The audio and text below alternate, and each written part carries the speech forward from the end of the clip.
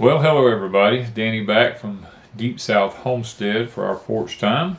I am back in the sitting room at the cabin. Let me see if I can't do a little bit of adjustment right here, so that okay, that's a little better.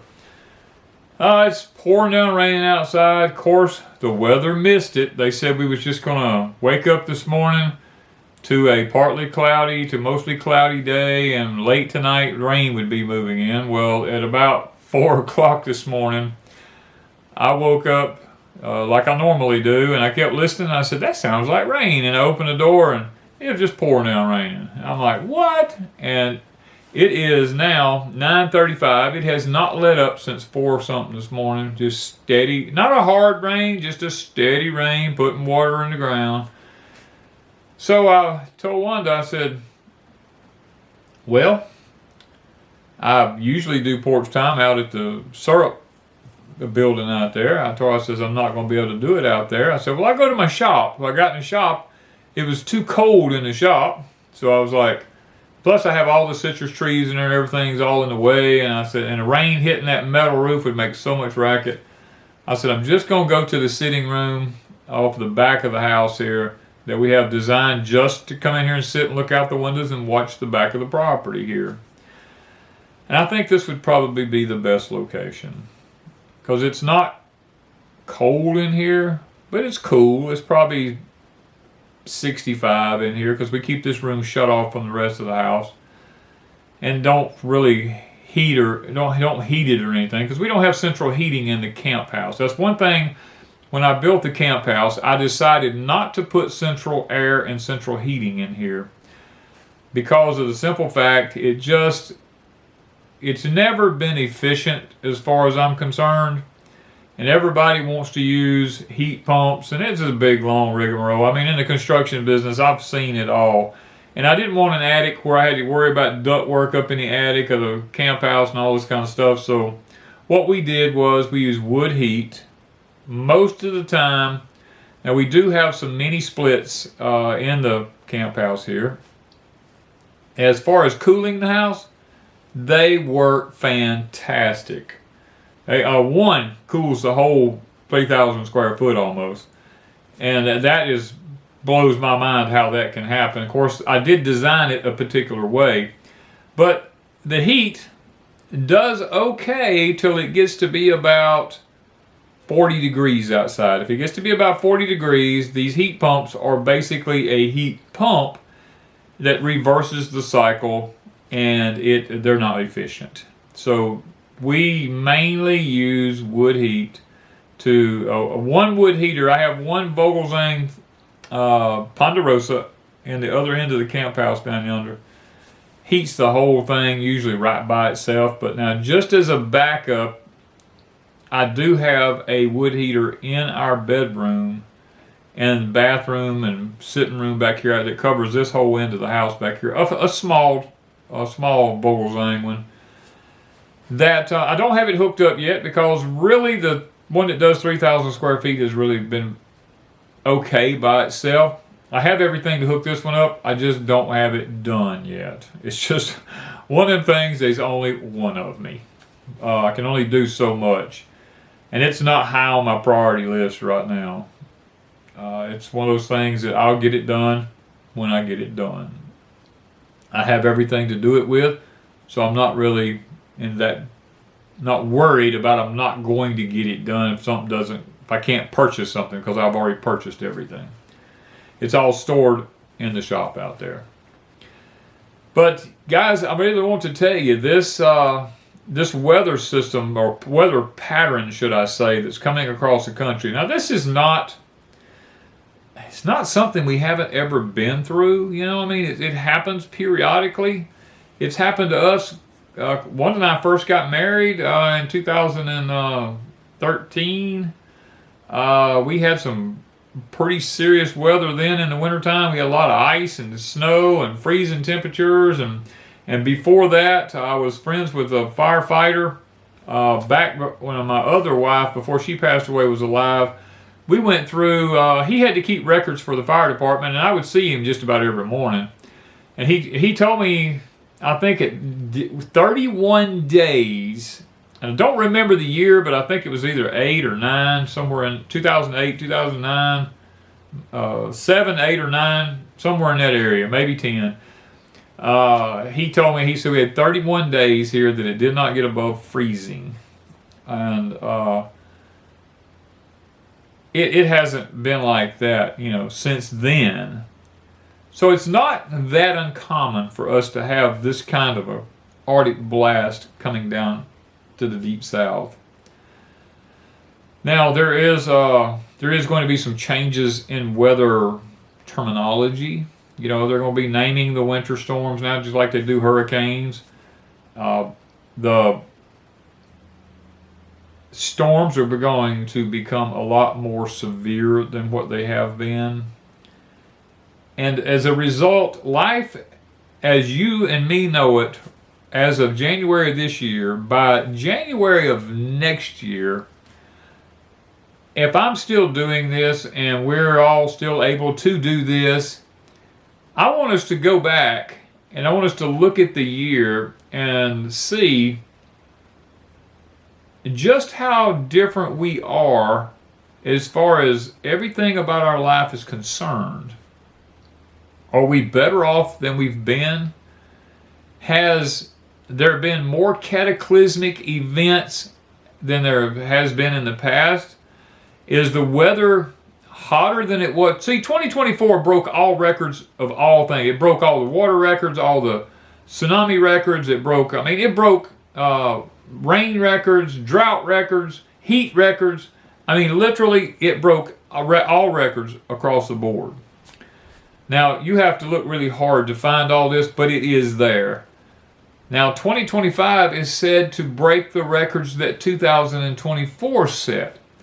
So, my goal is January of next year, I want us to look back at 2025, and I want us to see, was everything that has been predicted by science and by solar cycle 25, which we are in now, is all this stuff that has been so-called said to be going to happen, did it happen? And how did we fare through it? Let's just put it this way. Hurricane Helene broke the insurance companies. That is a known fact. The insurance companies right now are broke because of that hurricane alone. I don't know why. I will tell you this, the residents of those areas where Hurricane Helene come through, there is talk out there that there is another one coming that's going to be worse and do more damage in the same areas than what was done with Helene. Now, I can't prove that, but there is chatter floating around amongst different groups that this is coming back. And I don't know for a fact. I pray to the good Lord above that's not true. These people have lived there for hundreds of years and never seen anything like this. But supposedly, there's been some atmospheric changes that's going to cause the east coast of the United States to literally be devastated again with, and I'm not talking about just North Carolina, I'm talking about the whole east coast. They're talking about places that have never seen this type of weather is going to be devastated both in the winter months and in the summer months of 2025. As a matter of fact, there's even talk that there's in the next few weeks there's going to be some massive issues in some of these places. And I'm just praying to the Lord all the time that the Lord would just be gracious to us and take care of these, of us through these things. We do the best we can do here in the Deep South. Yes, we're in a hurricane zone. And I'm not leaving here unless God tells me to. Does that mean I won't suffer any damage? No. I mean, I may get blown away one day. I don't know. Unless God tells me something different, I can only do what I can do. Which leads me to where I want to go with Porch Time today, is can we actually handle the truth? You know, I get all these emails and comments and stuff says, Danny, please tell us the truth. Please tell us. Could we handle it if we knew it? That's the question. If we knew the truth, would we do anything about it other than just be in massive panic and anxiety? I mean, what would we do? Stop and think about it. Right now in our country, I will be honest with you. Most everything that we've been told by the media and even by our judicial system, our governmental system, guys, I hate to say what I'm fixing to say, but the honest truth about it is there's very little of it that's actually the truth. Now, there is going to be some massive events that is predicted by not only by NASA, just literally all your scientific organizations, all these entities, shall I say, that gives the federal governments, not only of the United States, but of the world. Now, when I'm talking about events happening, I'm not talking about just the United States. We're talking about worldwide stuff now. All of your scientists and stuff like this are actually warning people that are in high-ranking places that they need to do specific things. Many of your businesses are leaving the East Coast. Most of them have moved, believe it or not, and I don't even know why you would do this, but they are moved to West Texas. A lot, even Elon Musk is moving space and SpaceX and all these places. He's moving them to, I believe, West Texas? A lot of your big businesses, often corporations along the eastern coastlines of the United States and the western coastlines of the United States are moving way inland. Not to East Texas. Now, East Texas is on fire mostly underground. They're just not telling anybody. West Texas is supposedly going to be a hardened spot. Now, with the cartel and everything that's in Mexico right there, and the all of the and Iran and all this kind of stuff that's just across the border planning to come over here to do damage, I don't know why most of the corporations would go to West Texas unless it's going to be the only place that doesn't have some sort of event happen.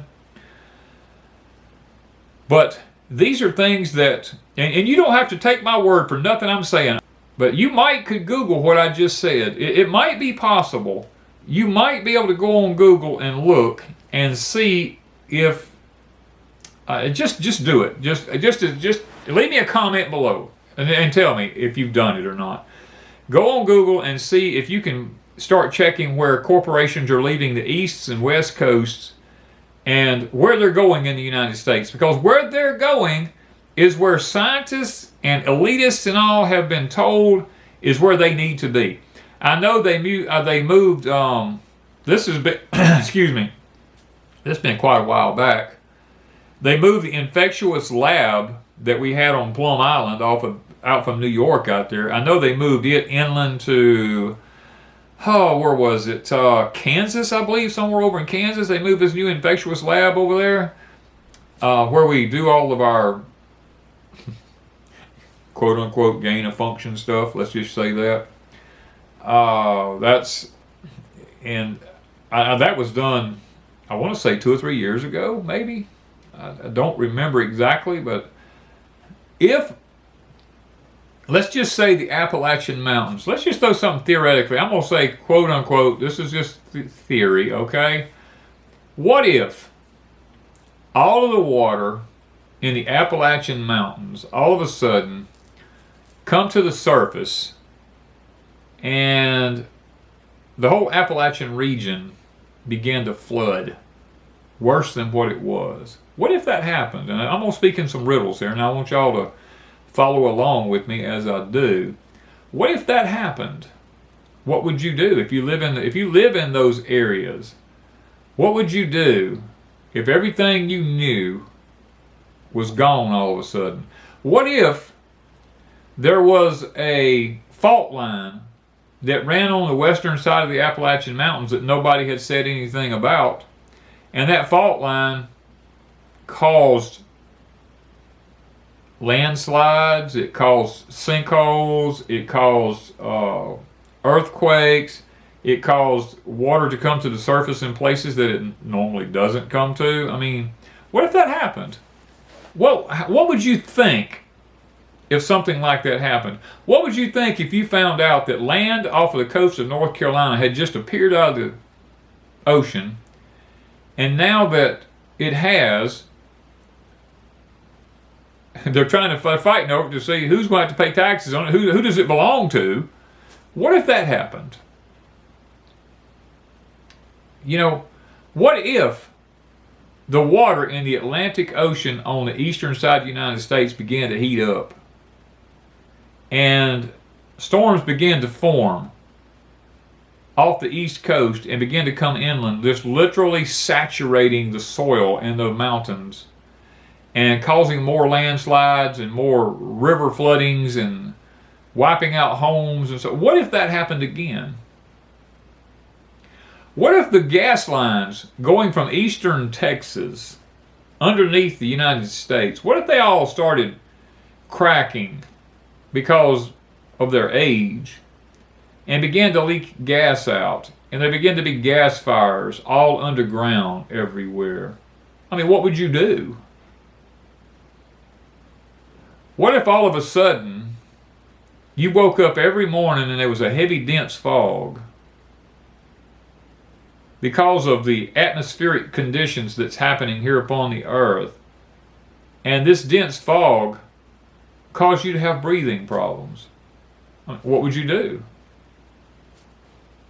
Can we really handle the truth if it comes to us?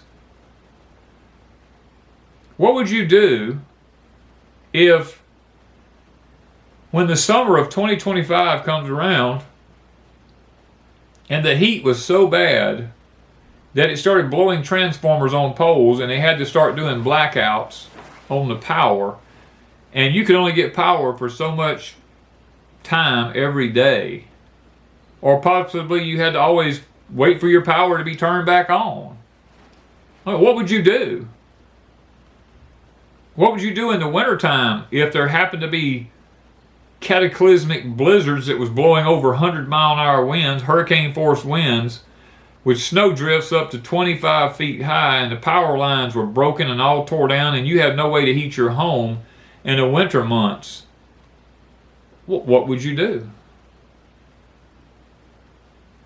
What would you do if all of a sudden, because we're in solar cycle 25, there happened to be a coronal mass ejection that took out a lot of the power grid of radio stations and electrical devices and stuff like that, where nothing seemed to really work like it should? What would you do then? Would you do anything different with any of these things I've been mentioning? Would you do anything different right now than you do every day? What if someone told you that only those who are underground would be the only ones that would survive some of the events that's coming upon the face of the earth? What would you do? I mean, literally. If you found out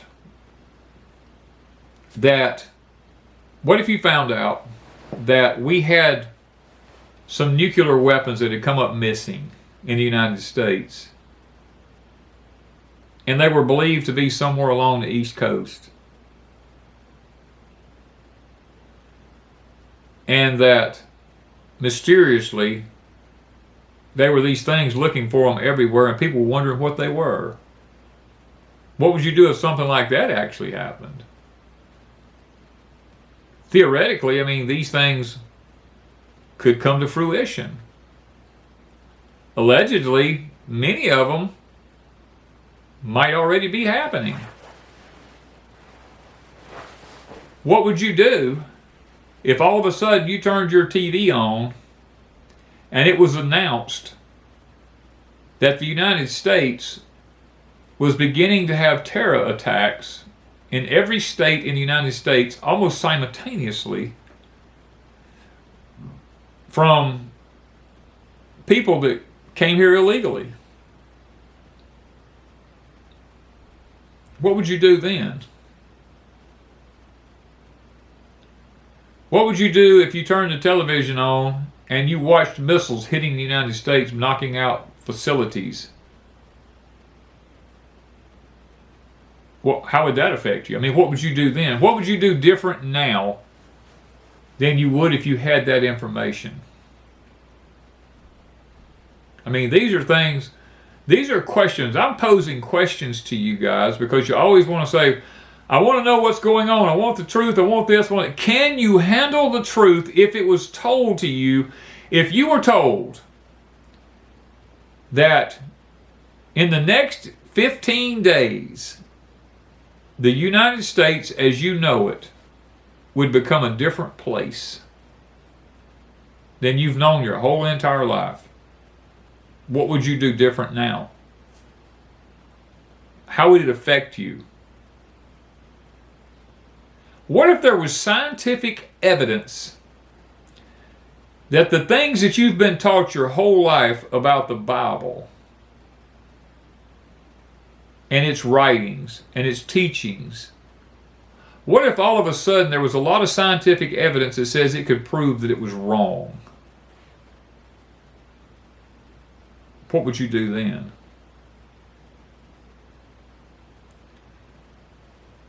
What if there was information that was put out there that says it could prove that many things that we've been taught as Christians is actually not accurate anymore? What if there was archaeological digs that uncovered stuff that showed that what we've been taught our whole life about certain things that happened in the scriptures was really not accurate? What would you do? Could your faith handle that? Could your faith handle scientific evidence that showed that things are not the way you were raised believing that they were? Is your faith strong enough that if you all of a sudden saw something walking around that is half reptile, would your faith be strong enough to handle something like that? What if I told you today that most of the war being fought in the world is not being fought by humans? What if I told you there was a machine that has been created that is actually fighting these wars, laying the battle plans out, doing everything for multiple countries? What if I told you there's a machine out there that's already doing that? Would that change your faith? Would that change your beliefs? What would you do? Would you change anything than what you're doing right now? Would that information make you any more knowledgeable or any more confident in yourself, any more peaceful feeling than you've been feeling? If all this information was thrown out there and one day you woke up to find it's really true, would it make you a better person? Can you really handle the truth if the truth comes out? What if all of a sudden you found out that some of the people that you thought were your leaders were actually not really real people, but that they were something else? How would that make you feel?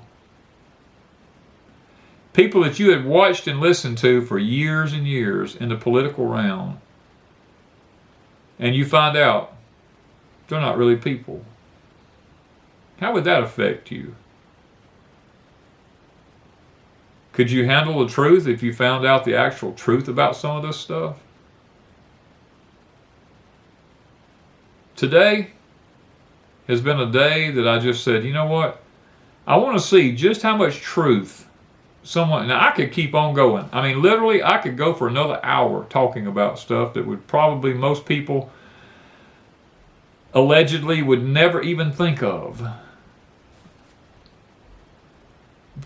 So, how much of the truth do you want? We sit back and we say, oh, I want to keep the 10 Commandments. And yet Christ, when he left the earth, he said, a new commandment I leave with you, that you should love one another as I have loved you. And yet we focus on the 10 Commandments, and we don't focus on the one commandment he left. And if you could keep the one commandment he left, you wouldn't have to worry about the 10 because you'd already have kept them.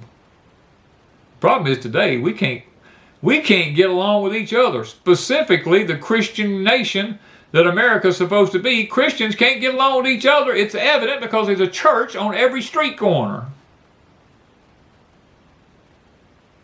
It's the only religion I know of that kicks their own wounded. They don't stand together, not like other religions do. They sit and bicker and fight and fuss with one another, trying to find fault. One believes in the rapture, one believes in pre-trib, one's a mid-trib, one's a post-trib, and they're going to sit there and they argue over and over and over and over, and none of it make any difference in the world. The only thing that's important is, are you ready to go? I mean, I've seen churches split over what color carpet to put in them. How stupid is that? And I've heard people say, well, I can't get along with brother so-and-so over there. Well, my goodness gracious alive, you're going to have to spend an eternity with him if you're really a born-again believer. You better learn to get along with him here on the earth because you're going to have to see him when you get to heaven. I mean, you got to stop and think about these things. Life as we know it is not what we think it is.